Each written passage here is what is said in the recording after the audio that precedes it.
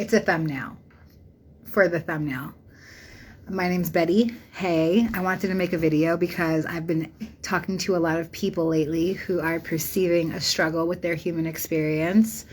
No need to perceive a struggle, right? All we have to do is just switch our thoughts. I know it sounds like so simple when I say it now, but for 22 years of my life, when I was strung out in active addiction and poverty and creating toxic cycles of codependence and lack and grief and suffering, if somebody would have told me to switch my thoughts, I would have told them to go fuck themselves. Sorry for cursing. I think I might have a lag.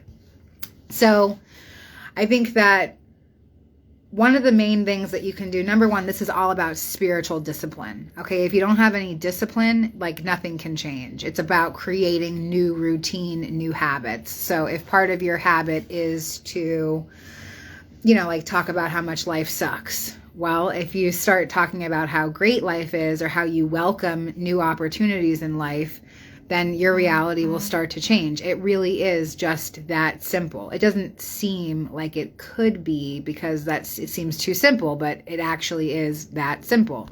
So for me, I started to change my thoughts around. Like for instance, when I went into recovery, I had no idea who I was. My only personality profile was my active addiction. And so I had to say, I was like, oh my God, I don't know who I am. That's fucking terrifying. And then one day I changed the thought and I said, wow, I don't know who I am. That's so exciting. That means I'm a blank canvas and I get to design who I truly am.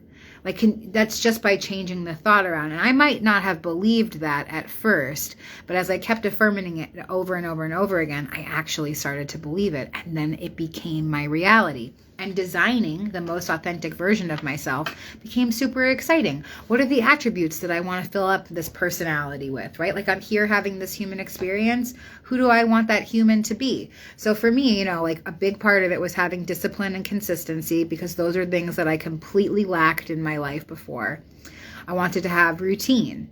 And those are all attributes of the divine masculine, like channeling in that action part of me. That's what the divine masculine's all about. And then welcoming my feminine in as well. My divine feminine is about intuition and compassion and empathy and creativity and really dialing into that spirituality.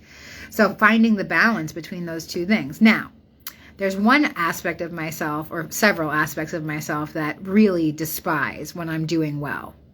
So my shadow, my feminine and masculine shadow. The feminine shadow is rooted in victim mentality, codependency. The masculine shadow is rooted in, cold detachment, persecutor, predator, ruthless, abusive. So, we all have aspects of our shadow and our light that are, almost kind of in like this perceived battle with each other. But the thing about a shadow is what? It's not real. It doesn't even exist. You shine light on it and it disappears. So it's the same thing with our spiritual bodies as well. All you gotta do is shine a light on it. Just shine a light on it. So for me, if I start to feel feelings of low self-worth, like complete worthlessness, I call in the feminine light. I call in my compassion and I say hey, can you shine some light on this worthlessness? And it actually works. It's pretty incredible. So some other things about spiritual discipline is drink water. Guys, you might just be dehydrated. Maybe you think your life sucks because you're thirsty. Just have a glass of water. Drinking water is so important. It really is. If you want to have beautiful, smooth skin like me, drink water. This is after 20 years of active addiction too. Okay. Pretty impressive. I mean, obviously the phone makes me look a little softer than I do in real life, but, another thing is eating clean and moving your body. Just by doing those things, you can really change your frequency. So if you see a picture of the scale of consciousness, on the bottom of the scale of consciousness is grief, fear, anger, resentment. And then as you slowly climb up, you get into courage, acceptance, contentment, joy, elation, unconditional love, peace. So how do you get yourself from down here in the lower realms of consciousness to the higher aspects of consciousness is you have to find the things that raise your frequency. So for me, it's drinking water, eating clean, exercising my body, meditating, journaling, doing something for self-improvement each day, and the most important thing of all, being of service to other people. I cannot keep what I have unless I give it away. I cannot keep my recovery. I cannot keep my spirituality. I cannot keep my growth unless I give it away. Doesn't make any sense, right? To the logical mind, if I give something away, I'll be missing it, and then the other person will have it. Well, that is a false reality. Okay, that's not even true. We live in an abundant universe. What are the other things that have been coming up that I felt like I wanted to make a video about? You're not a burden. You're not a burden to anybody. You are not a burden. You are a beautiful, sovereign, divine being. Okay? Remember that. Own that. Another thing about empaths, I hear so many people say like, ugh, this person totally drains my energy. No, girl, no one can drain your energy. God sent you here. Like, could you imagine having this spiritual gift of being able to tune into other people's emotions? And they were like, oh, but with your gift comes great consequence. No way. They would never do that. Like, God would not do that. So don't think, you can't get drained. Protect yourself, shield yourself, whatever imagery you have to use. Before I knew how to balance my own energy or know that God sent me into places, I used to shield myself with like a force field. I would visualize a force field. I would fill it with a certain color. Each color had a different interpretation in my head. So like if it was pink, it meant healing. If it was orange, it meant creativity. If it was white, it meant God or whatever, you know. Okay, let's see. I got some stuff in the chat. I'm glad that you heard what you needed to hear. I think I have a lag, so maybe my words are not matching with my mouth, but that's fun. Let's see. Somebody asked, what was the hardest part of letting go of your addictions? And then they said, an addict will always support addiction. Were you going against you overcoming addiction? So, you know, like the addict version of me still lives. He's very loud inside my mind. I've given him a personality. He's a man. He's a gay man. He thinks he's so sassy and fun, but he's a hot mess. And his name is Richard. And he wears a white linen suit. And he lives inside of this glass house inside my mind. So for me, it wasn't hard to let go of drugs because drugs were just a symptom of my addiction. But my addiction was my whole personality. And so my addiction has even branded me. Hello, do you see this? This is a tattoo of a bottle of liquor. And this is a tattoo of a pack of cigarettes. And then I have like a naked girl sitting in a martini glass. Okay, my addiction branded me. It was like, you're my bitch forever. Let's color you up like a coloring book. So embarrassing now that I'm in recovery. So it wasn't really about letting go of the drugs and alcohol because they hadn't worked for a long time. What was really challenging was letting go of the lifestyle and letting go of the coping mechanism. So my brain used to say, have a thought, have a feeling, do drugs to cover up the feeling and erase the thought. And then it would go back and forth like that all day long. And so one day I had to change it. And so I had a thought, had a feeling, couldn't erase the feeling with drugs, had to sit through the feeling, and then the cycle starts all over again. And guess what? I survived. I survived my feelings. I survived my thoughts on a daily basis. I still have crazy thoughts, but today I just see them and I say, wow, you're fucking crazy. And I just let the thought pass through. So, you know, like the antidote to addiction is connection. Okay, if you're somebody who's dealing with a perceived struggle with addiction, connect to other people. It's the only way to get through it.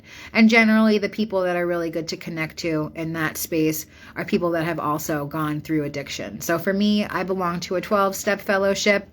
We don't promote ourselves, but it's the one that starts with an N. So, you know, this particular A organization really has saved my life in such a great way. I usually say that NA didn't save my life. It's given me an entirely different life, which I'm eternally grateful for. And it's true. Even though I had some profound spiritual experience, that didn't erase the fact that I was a junkie whore. Sorry for like talking bad to that part of me, but that's kind of what I was.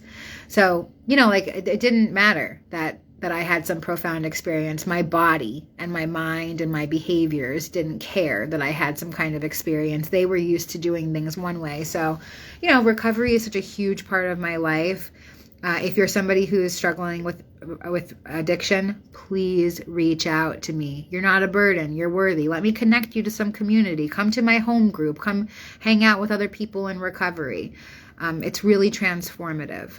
Let's see. How can we deal with disconnection? So many people are experiencing alienation and loneliness. Thanks for asking that question. I think one great way to deal with disconnection is to connect. So, you know, find something that you're passionate about. So like if you don't give an F about sports, you're not going to go join a sports club, right?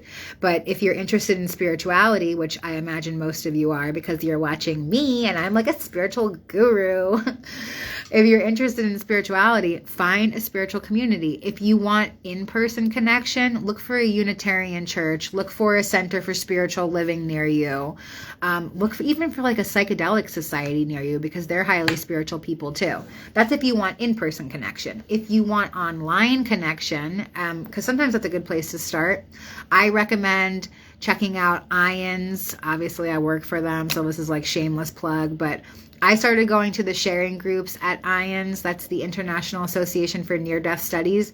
You don't have to have had a near-death experience to be part of the community. We have people that are just interested in the subject matter, that have researched around it, that have had other kinds of mystical experiences. There's so much connection there. So I highly recommend checking out that community. There's also a community called spiritualawakeningsinternational.org. That's a great, they have sharing circles once a month, another great community. Find a spiritual text that you're really into. Do you like the Bible? Go to a Bible study. Do you want to learn about A Course in Miracles? Find a Course in Miracles group. You know, I study the Baha'i faith with a Baha'i community. That's like the coolest group of people I've ever met in my whole life. So find your local Baha'i chapter and go check it out. You don't have to convert. You don't have to subscribe to what it is. And guess what? You don't have to stay there forever either. If you don't like the community, you could just leave. Also, if you're somebody who's dealing with addiction, go find a 12-step meeting. Even if you know, we all have addictions to something. There's even a technology anonymous. So like if you have a problem with scrolling or you can't let go of your phone, there's a 12-step fellowship for that too. And inside a 12-step fellowship, you practice the 12 steps, which is a reprogramming. So it can be a really useful tool. Anyway, oh my God, you were raised Baha'i? How beautiful. And you're feeling disconnected? You know, it's funny because I talk to some teenagers and stuff that are Baha'i and like, they're like, yeah, I'm not going to stay in the faith. I'm going to go and, you know, independently investigate outside the faith, which is beautiful too. But I'm part of a beautiful Baha'i community. I really enjoy the diversity. Maybe that's because I live in New York. I don't know what it is, but these are the members of my soul family. I'm eternally grateful for them.